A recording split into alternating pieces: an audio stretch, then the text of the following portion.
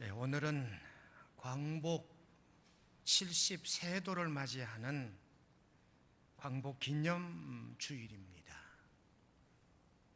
1945년 8월 15일 우리나라가 광복, 독립, 해방을 맞이한 그런 날입니다. 그래서 오늘 요절의 말씀은 20절입니다. 하나님께서 하늘에서 땅을 살펴보시고 이는 갇힌 자의 탄식을 들으시고 죽이기로 정한 자를 해방하셨다. 그래서 정한 자를 해방하사. 여러분, 우리 인간은요 본능이라는 걸 가지잖아요. 그래서 먹고 그 다음에 입고 자는 거, 이게 의식주의 문제가 본능입니다. 이외에 또 다른 본능, 그게 뭐냐 하면 남을 지배하고 싶은 본능이 있고, 지배당한 자는 그 지배로부터 벗어나고 싶은 본능이 있다고 합니다. 그래서 성경 말씀 가운데 로마서 6장 18절에 보면 죄로부터 해방이 되어 의에게 종이 되었느니라. 해방되었는데 다시 종이 됐다라고 사도 바울은 말씀하고 있고요, 로마서 6장 22절은 너희가 죄로부터 해방되었고 하나님께 종이 되어 거룩함에 이르는 열매를 맺었으니, 여기도 보니까 해방과 종을 동일선상에 놓고 기록하고 있습니다. 로마서 8장 2절에 가서는 죄와 사망의 법에서 너를 해방하였음이라 그랬습니다. 또 로마서 8장 22절 말씀에 쓰거짐의 종로로 탄 데서 해방되어, 여기도 종과 해방을 동일선상에 놓고 있어요. 여러분, 우리가요 예기치 못한 사건이나 사고를 당했을 때, 아이고 내가 이 일만 없었더라면, 혹은 이 일만 해결이 된다면 너무너무 행복하겠다, 이런 생각들을 가끔은 해요. 아이고 요 일만, 내가 여기만 아니 왔으면, 혹은 이미 일이 벌어지고 난 다음에는 내가 이 일만 잘 해결이 되면 나는 새로운 삶으로 살 수 있을 것인데, 어떤 얽매인 걸로부터, 어떤 부담으로부터 벗어나고 싶은 이런 욕망이 있어요. 여러분, 최근에 우리 사회에서 뚝 불거진 한 단어가 있습니다. 그게 뭐냐? 어버이주의라는 단어예요. 어버이주의. 제가 설교를 다 준비해 놓고 어제 저녁 늦게 2층에서 기도하면서 이 설교단을 내려다보고 내일 설교는 어떤 형태로 될 것인가 이미지 트레이닝 하는데요, 내일 설교는 윤리 설교나 철학 설교가 될 것 같다, 이런 생각을 했었어요. 그래서 오늘 설교는 마치 고등학교 때 윤리 시간이거나 대학 시간에 철학 시간에 비슷한 메시지가 될 수도 있어요.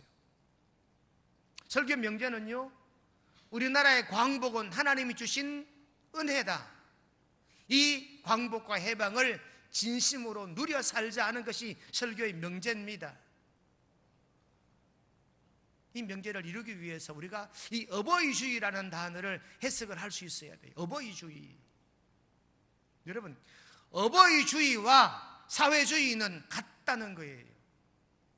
사회주의 변형이 어버이주의가 됐어요. 지금 우리 대한민국은 미국이나 일본이나 북한이나 중국이나 러시아는 전부 우파 정권이에요. 우리나라만 좌파 정권입니다. 여러분, 사회주의가 뭐냐? 사회주의는요, 국가가 국민의 설 것을 주고 국민의 자유를 속박하는 게 사회주의예요. 국가가 국민이 필요한 것을 주고 국민의 자유를 속박하는 게 사회주의예요. 사회주의는요, 다시 한번 말씀드릴게요, 나라가 백성이 필요한 걸 줘요. 그래서 배급도 주고, 그래서 백성이 원하든 원치 않든 노령 수당도 주고 어린아이 양육에 수당도 줘요. 그런 다음에 개인의 자유를 속박하는 게 사회주의예요. 국가가, 정치가들이 정책적으로 이 나라 백성이 뭘 원하느냐, 원하는 걸 주고 준 만큼의 독립과 해방, 자유를 촉박하는 게 사회주의입니다. 지금 우리나라는 어버이주의예요.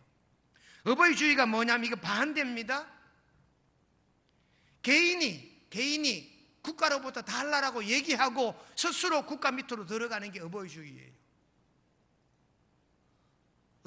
어버이가 뭡니까? 자식들이 필요한 걸 다 주는 게 어버이잖아요. 자식들이 공락금 달라면 공락금 주고, 용돈 달라면 용돈 주고, 여행 간다면 여행 경비를 대주는 게 어버이예요.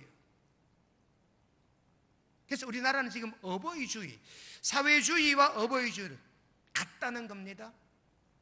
그래서 자식들은 이렇게 말합니다. 요즘 20대, 30대 우리 아이들이요, 취직이 안 되고 자기 경제적 능력이 없으니까 아이고 차라리 부모님 잔소리 좀 듣더라도 부모 밑에 붙어 살자. 이게 어버이주의입니다. 좀 아버지 잔소리 들으면 어때? 어머니 좀 잔소리 들으면 어때? 내가 능력이 안 되는 걸. 그리고 자기 스스로 부모 밑에 얹혀 살면서 부모 잔소리를 들어가면서 그걸 감내하면서 살아가는 게 오늘 우리 세대잖아요. 이게 어버이주의, 이게 정치적 용어로 말할 때 어버이주의가 됐다는 거예요. 아이고 정부가 좀 잘못하면 어때? 우리 설 것 주는데 뭐 우리 필요한 거 주잖아. 그러니 정부가 우리 좀 속박해도 돼. 이게 어버이주의라니까요. 이게 사회주의라니까요. 이와 같은 사실을 한국경제신문 8월 6일자 사설에 민경국이라고 하는 강원대 교수가 이 사설을 아주 적나라하게 써놨어요. 제가 그걸 읽고 아 맞다, 이 말은 또 다시 돌이키면은요, 지금 우리 사회가 광복은 싫다는 거예요. 해방도 싫다는 거예요. 경제적 욕구만 채우면 속박도 괜찮다는 거예요. 책임지는 것도 싫다는 거예요. 이게 지금 우리 사회 안에 팽배해 있다 이 말입니다. 우리 스스로 속박으로 들어가는 거지. 이게 지금 우리나라 경제 정치적 현실이다 이렇게 지적하고 있습니다. 우리가 광복은 됐는데, 해방은 됐는데 아직 해방되지 않는 듯한 삶을 살아가고 있다 그 말씀이에요. 그래서 여러분 다시 한번 기억하십시오. 우리가 민주주의, 공산주의, 사회주의, 신정주의 이런 정치 형태를 말할 때 새롭게 생성된 단어가 어버이주의다. 사회주의와 비슷한데 사회주의는 국가가 강압하는 거고 어버이주의는 자기가 스스로 앞지 아래로 들어가는 거예요. 마치 우리나라 한일 합병 때와 같다는 겁니다. 우리나라 스스로가 일본 천황 밑으로 들어간 것이 바로 이 한일 합병이었다는 사실이지요.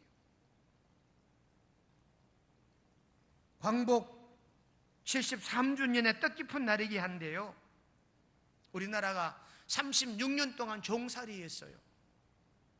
그것도 스스로 들어간 것과 마찬가지예요. 왜? 그때 이완용이라고 하는 내무 대신이 국가의 정권을 가진 이완용이가 테라우치라고 하는 일본의 정권을 가진 자와 협상을 벌였어요. 그러니 이완용이 펜 끝에 우리 국군이 달려 있었던 겁니다. 그런데 우리는 말이 좋아 일본이 우리나라를 합병했고 우리나라 압제했다라고 말하지, 정확한 정치적으로 보면 스스로 들어간 거예요. 어버이주의예요. 어버이주의. 이때 일본 대국은 우리가 일본 안에 일본과 합치면 이 백성은 배고픔을 면할 것 같았어요. 일본은 대국은 영원할 줄 알았어요. 그래서 우리 이 조선이 잘 살려고 하면 일본과 하나 되는 게 낫겠구나라고 생각한 것이 친일파의 생각이었어요.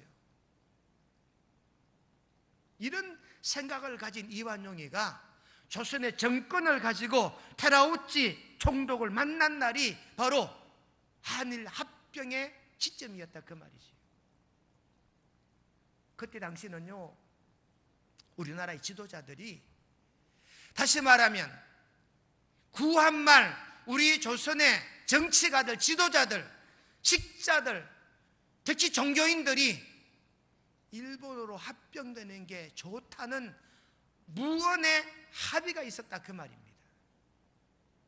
그래서 지도자들은 이렇게 가난하게 사는 일본과 합치자, 이런 생각이 팽배했어요. 종교인들은 이게 하나님의 뜻이다라고 교인들을 설득했고요, 식자들은요 학생들 그렇게 가르쳤어요. 그랬기에 그때는 한일합병을 피할 수 없는 운명으로 받아들인 거지요. 여러분, 그때 그 한국과 일본의 그 조약, 그때 분위기를 지금 이 정서로 그때를 판단하는 것은 맞지 않아요. 여러분, 역사는 그 시대 상황, 그 시대 문화, 그 시대 어떤 배경들을 알아야 해석이 돼요. 우리가 이완용이를 욕합니다. 지금 시점에서 욕합니다. 그런데 구한말 그때 시점에 가서 생각해 보아야 바른 역사관이다, 그 말이지. 우리나라 역사관이 잘못된 게요, 여러분, 보릿고개가 있을 때, 이 보릿고개가 있을 때 우리나라 그때 상황에 박정희 대통령을 보고 해석을 해야 되는데 지금 현실에서 그때 박정희를 판단을 해요. 역사관이 잘못된 거예요, 여러분. 여러분, 놀라운 건요, 한일합방 조약 제1조항에 보면 이런 대목이 있습니다. 조선 황제 폐하는 조선 전부에 대한 일체 통치권을 완전하고도 영구히 일본국 황제 폐하에게 양여함. 이게 한일합병 1조 1항입니다. 조선의 황제 폐하는 조선의 전부에 대한 일체 통치권을 완전하고도 영구히 일본 황제 폐하에게 양여함. 이게 뭐예요? 이게 어버이주의입니다. 우리 정권을 가지고 일본 밑으로 들어간 거예요. 아이고 좀 속박받아도 배부르게 사는 게 낫지라고 들어간 게 한일합병 1조 1항이라니까요. 2항이 뭔지 압니까? 2조가 뭔지 압니까? 일본 황제 폐하는 전조, 그러니까 1조에 게재한 양려를 수락하고 전면 조선을 일본국에 병합함을 승낙함. 허락해 주는 거예요, 여러분. 조선이 국권을 가지고 조선의 주권을 일본에 갖다 바치니까 일본은 승낙해 주는 거예요. 이게 여러분, 이게 한일 합방 조약 1조 2조라니까요. 우리는 역사적으로 말합니다. 일본 놈들이 우리를 우국다짐으로 장악했다라고요. 그렇게 믿고 싶지요. 그런데 조약문에 보면 그게 아니라니까요. 우리 스스로가 우리나라를 다스려 주십시오라고 양려했대요. 양려. 갖다 바친 거지. 아이고 부모 잔소리 좀 들으면 어때? 부모가 나에게 먹을 것도 제공해주고 잠자리도 제공해주고 때로는 필요한 용돈도 주는데 뭐. 이게 어버이주의라니까요. 이게 한일합방 당시에 이때 구한말 흘러났던 우리나라 그때 사고방식이었다니까요. 이게 여러분, 이게 한일합방 조약 당시의 정서였어요. 그러니 적어도 원병국 목사의 판단은 지금의 어버이주의나 한일합방 당시 조약의 그때 당시 그 문화와 사회적 배경이 거의 비슷하다. 이렇게 배 쫄쫄 걸고 상투 꼽고 보릿고개 이 어려운 시기를 사느니 차라리 부자 나라 일본에 그냥 합병하는 게 낫겠다. 그러며 조선의 정권을 이완용이 가졌다니까요. 정권을 맡긴 게 조선 정권이에요. 정권을 가지고 적어도 이완용이나 친일파의 생각은 이 백성이 이렇게 사느니 차라리 저 대국 일본 치하에 들어가는 게 낫겠다라고 주권을 양려했어요. 일본은 받기 싫은데 일본에 책임받기 싫은데 어떡합니까? 할 수 없이 맡아준다고 성낙함 이렇게 말합니다. 여러분, 대마도가 제주도보다 가깝잖아요. 우리나라 국토랑. 제주는 배를 타고 달려가도 2시간만 3시간 가는데 대마도는 1시간만 가면 대마도 가요. 고려 때, 우리나라 고려 때 이 대마도의 촌장이, 대마도의 대표가 우리나라 고려 왕을 찾아왔어요. 와서 우리나라를 좀, 우리 이 섬을 좀 당신의 나라에서 귀속시키고 우리가 고려에 속하고 싶다라는 의사를 타진해 왔어요. 근데 고려 왕이요, 귀찮다고 안 받아줬어요. 안 받아줬어요. 대마도 촌장 일본으로 달려간 거지, 배를 타고. 대마도서 배 타면 1시간 만에 한국 오고 2시간 가야 후쿠오카 가요. 2시간을 달려가서 일본국에 가서 대마도를 맡아주십시오. 일본 정치가들이 오냐 맡아주마. 그래서 대마도가 일본 영토가 된 거예요. 대마도상 우리나라에 먼저 와서 맡아달라고 얘기했다 이 말이 역사적으로. 그런데 우리나라를 안 맡았지. 대마도가 만약 우리나라 땅이었다면 여러분, 엄청난 우리나라 해양, 여러분 지금 73년 전에 우리나라가 해방을 맞이했는데요, 이 해방은 순전히 하나님의 은혜다.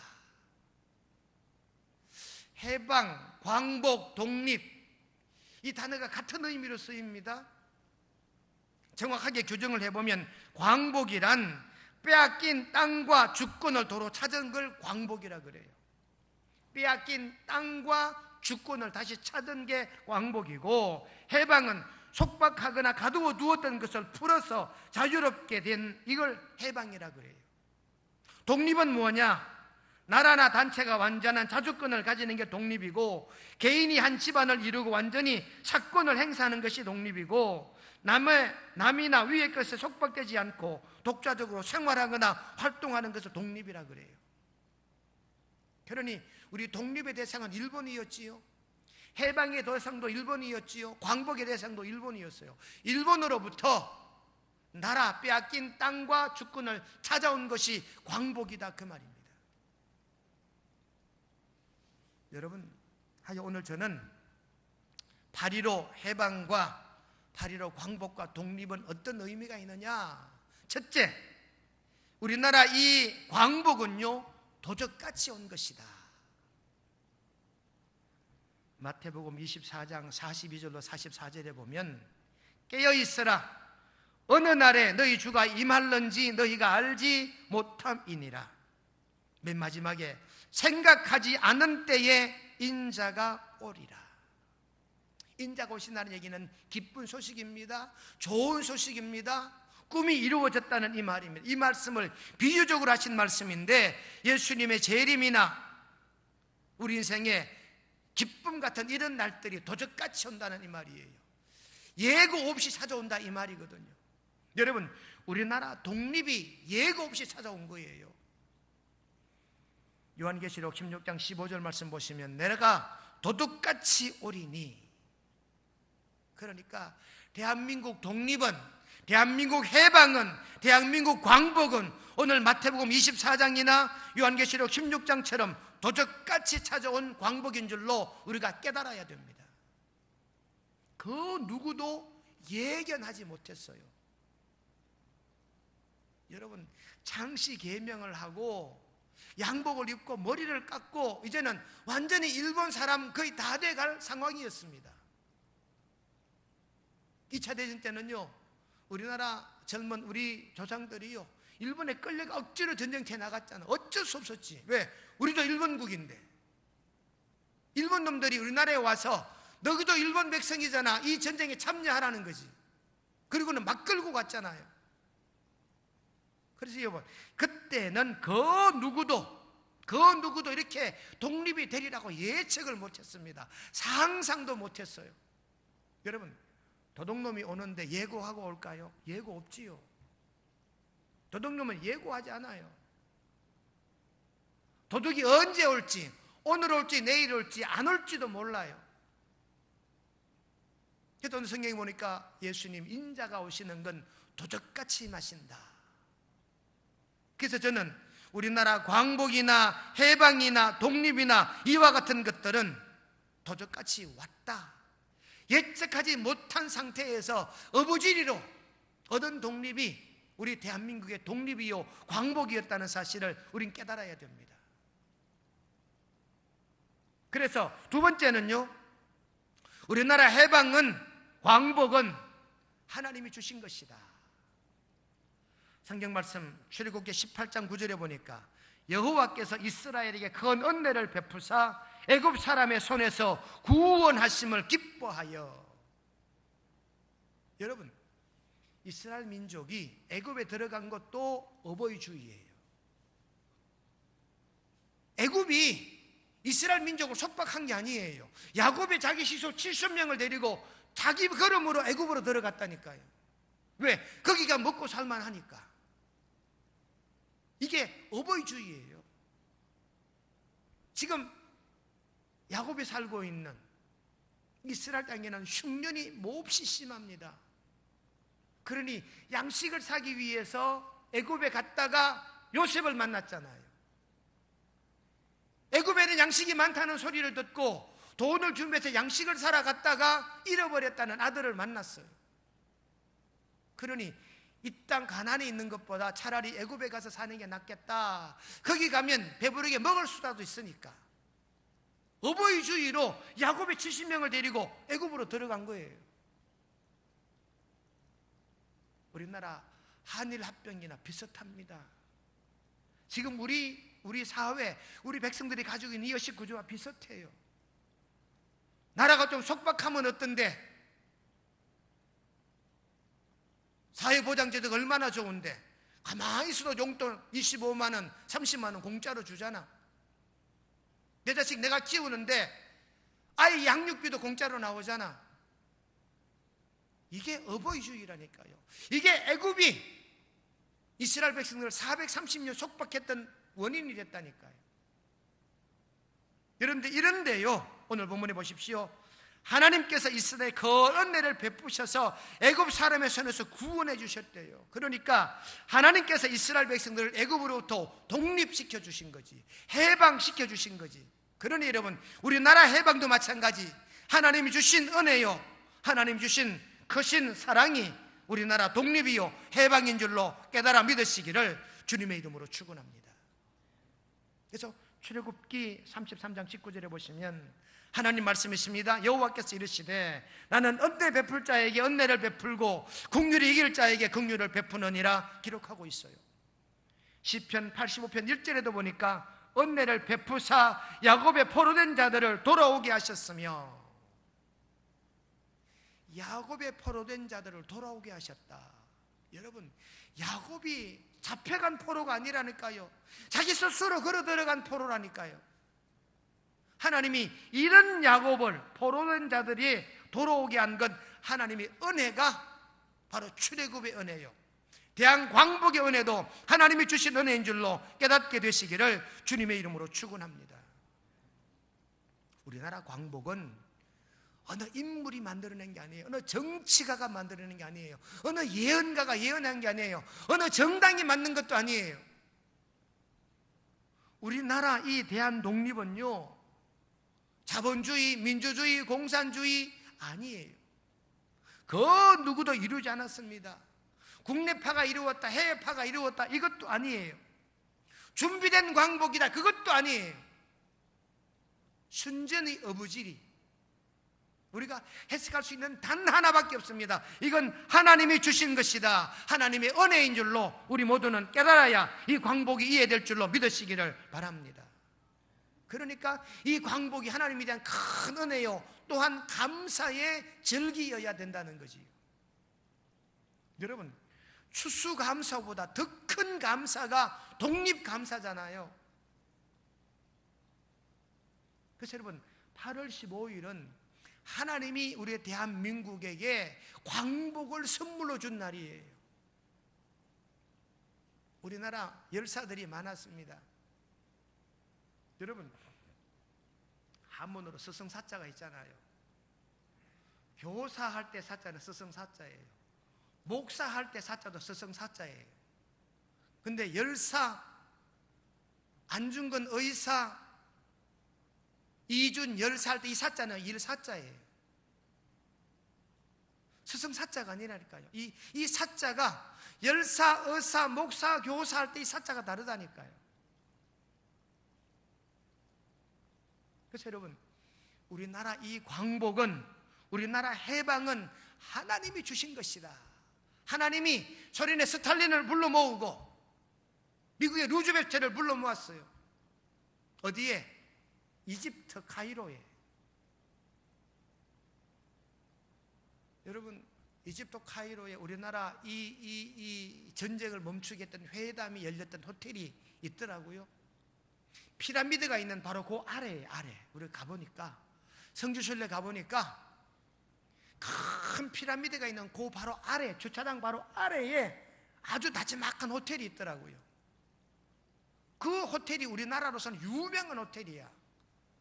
스탈린과 루즈벨트가 거기에 모여서 우리나라 독립을 결정한, 다시 말하면 미국의 히로시마와 나가사키에 원자폭탄을 투하하자는 결합을 한, 합의를 한 곳이에요. 결국 여러분, 일본이 미국의 원자폭탄을 얻어맞고 무조건 항복했잖아요. 이게 우리로서는 하나님의 은혜다, 그 말이지요. 그래서 여러분, 대한민국의 광복과 해방과 독립은 하나님이 주신 또 하나의 은혜인 줄로 깊게 깨닫게 되시기를 주님의 이름으로 축원합니다. 그렇기 때문에 셋째, 우리는 진정한 자유를 누려야 된다. 누가복음 4장 18절로 19절에 보면, 성령이 내게 임하셨으니 가난한 자에게 복음을 전하게 하시려고, 포로된 자에게 자유를, 눌린 자에게 자유롭게 하고. 여기에 자유란 말이 나옵니다. 가난한 자에게, 포로된 자에게, 눌린 자에게 자유를 주셨대요. 더욱더 놀라운 말씀은 고린도서 3장 17절에 보니까, 주의 영이, 주는 영이시니 주의 영이 계신 곳에는 자유가 있느니라. 주의 영이 계신 곳에는 자유가 있느니라. 주의 영이 성령입니다. 성령님이 계시는 곳에는 자유가 있는 줄로 깨닫게 되시기를 주님의 이름으로 축원합니다. 유명한 신학자 에밀 브룬너라고 하는 신학자가 있어요. 신학 공부해 보면 이 브룬너라는 사람은 피해갈 수가 없는 신학자입니다. 에밀 브룬너가 이런 말을 합니다. 인간은 자유롭다. 그러나 그 자유는 하나님께 얽매일 때 비로소 진정한 자유가 될 것이다. 에밀 브룬너는 말합니다. 하나님 안에 있는 자유, 자식들의 자유는 부모 안에 있는 자유. 여러분, 누가복음 15장에 보시면 탕자의 비유가 나오지요. 탕자가, 아이고 아버지 잔소리 듣기 싫다. 아버지, 내 유산 주십시오. 내가 한번 자유롭게 살아볼게요. 아버지가, 오야, 그래라, 한번 네 뜻대로 한번 살아봐라.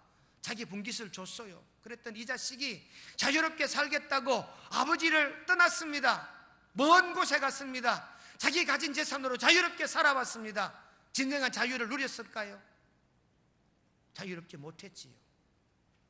그러니 누가복음 15장 18절에 보면 이 탕자가 돌아옵니다. 무엇을 찾아서? 자유를 찾아서 아버지 밑으로 들어오지요. 창세기 8장 9절에 보면 노아 방주 안에 비둘기 얘기가 나옵니다.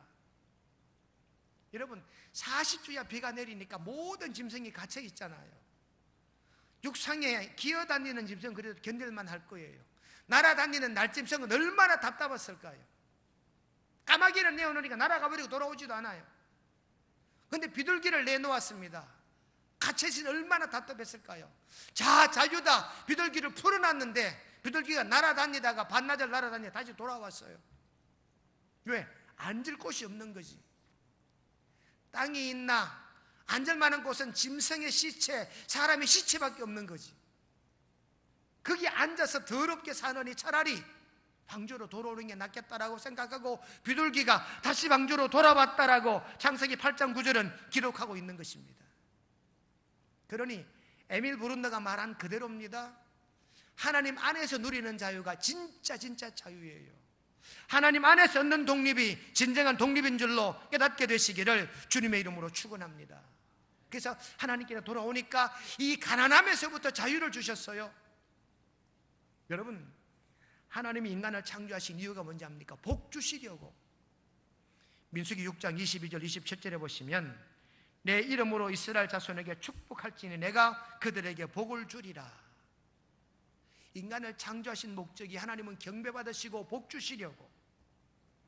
하나님께서 인간을 창조하시고 첫 번째 선포된 메시지가 복을 선포합니다. 창세기 2장 27절 28절에 보니까 하나님의 형상대로 사람을 창조하시되 남자 여자를 창조하시고 하나님이 그들에게 복을 주시며,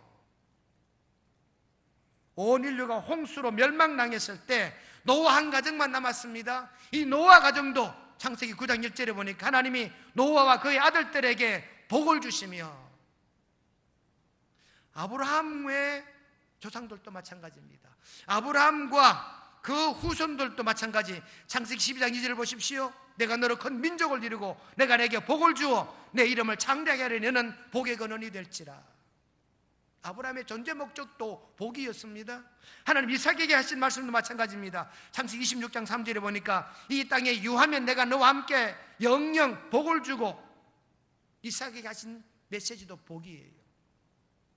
그러니 하나님 안에 거하는 자 복 주신다라고 하는 메시지가 창세기로부터 모세 오경에 계속 구약 성경까지 이르고 있는 모든 이 기록된 말씀의 첫 번째 포인트가 뭐냐? 하나님은 인간을 창조하시되 인간으로부터 영광을 받으시고 인간들에게는 복 주시는 것이 하나님 은혜인 줄로 깨닫게 되시기를 바랍니다.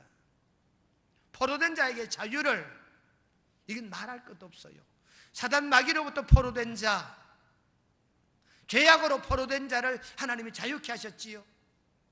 또 중요한 것은 눌린 자에게 자유를. 우리는요, 환경에 눌려 있습니다. 돈에 눌려 있습니다. 권세에 눌려 있습니다. 계급에 눌려 있습니다. 이와 같은 눌린 자들에게 하나님께서는 자유를 주시겠다라고 약속하신 줄로 깨닫게 되시기를 주님의 이름으로 축원합니다. 그러니 이 모든 눌린 것, 이 모든 포로된 것, 이 모든 가난한 것들로부터 하나님이 우리에게 자유, 광복, 해방을 주셨으니 하나님 안에서, 믿음 안에서 진정한 광복의 기쁨을 누리는 저와 여러분 되시기를 주님의 이름으로 축원드립니다. 거룩하신 하나님 우리 아버지, 정한 자를 해방하시는 하나님의 메시지를 기억합니다. 광복, 이런 세도를 맞이하는 광복 기념주일, 대한민국에 광복을 주신 하나님, 해방을 주신 하나님, 독립하게 하신 하나님 감사합니다. 우리나라 이 광복이 예견되지 않는 광복이었지만 하나님이 주셨음을 다시 한번 깨닫고 하나님께 감사하는 우리 명생의 권속들 되게 하옵소서. 하나님 주신 광복이오니 하나님 안에서, 믿음 안에서 가난으로부터 해방, 누른 것으로부터 해방, 또 포로된 것으로부터 해방, 광복을 맞이하는 우리의 삶의 환경과 우리 모든 여건이 되게 우리의 삶의 모든 자리를 다스리시고 하나님을 믿는 우리에게 진정한 광복과 해방을 허락하여 주시옵기를 예수님의 이름으로 기도드리옵나이다. 아멘.